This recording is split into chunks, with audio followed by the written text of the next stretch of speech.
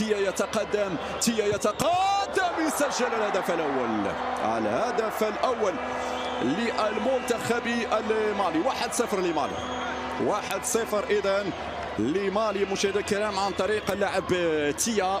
هذه الإعادة مجددا للإشارة في هذه الأثناء. رضوان يتقدم، رضوان يسجل بطريقة رائعة جدا، طريقة مميزة لا يفعلها إلا اللاعبين الكبار. هذه تعطيك فكرة واضحة. هذه لا تسجل يا طه، عندك يا طه، عندك يا طه، دخلت يا طه. معليش 2-1 للمنتخب المالي. مشاهدينا الكرام هذه الإعادة الإشارة. عبد الحميد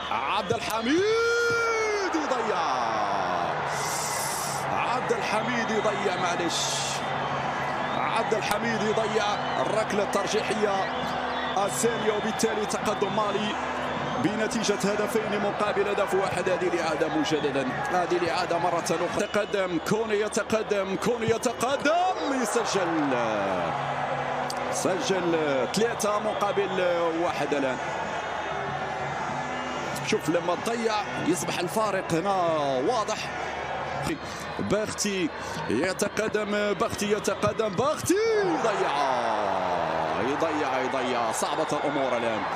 صعبة الأمور الآن على المنتخب المغربي يا سعيد، صعبة الأمور الآن على بختي وعلى المنتخب المغربي.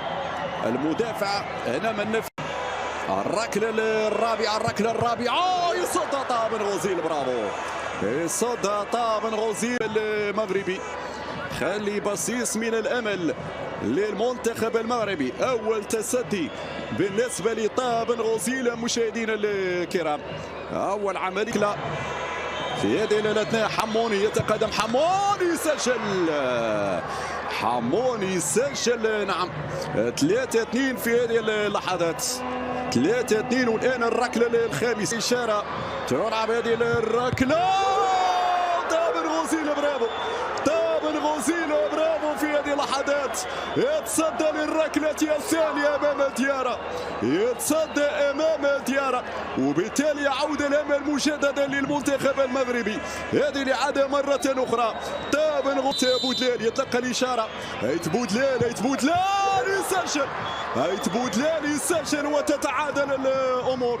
هنا صار التعادل بين المنتخبين. شوف عودة قوية للمنتخب المغربي، عودة قوية. برافو شباب.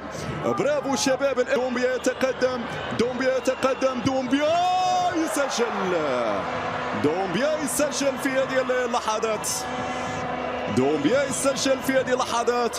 والركلة الترجيحية السادسة للمنتخب المغربي. محمد أمين كتيبة يتقدم، يسجل في هذه اللحظات. والتعادل يتواصل مشاهدينا الكرام يا سعيد. يتقدم سانوغو ويسجل سانوغو. هنا تحرك، يتقدم المتوكل، يسجل. برافو المتوكل، وقف الحارس، ثبت الحارس في مكانه. شوف لقطة معبرة، الحموني يذرف الدموع في هذه اللحظة. المنتخب المالي، الإشارة تأتي بن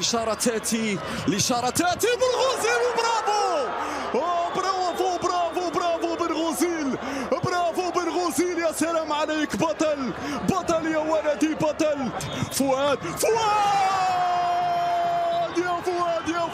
برافو. اسبانيا، هذا المغرب، هؤلاء اشبال الاطلس على درب وخطى. اكيد اسود الاطلس من قطر الى قسنطينه. الجل عاليه للقوير العزيزه. المشوار يتواصل، والنهائي سيجمع المغرب مع السنغال.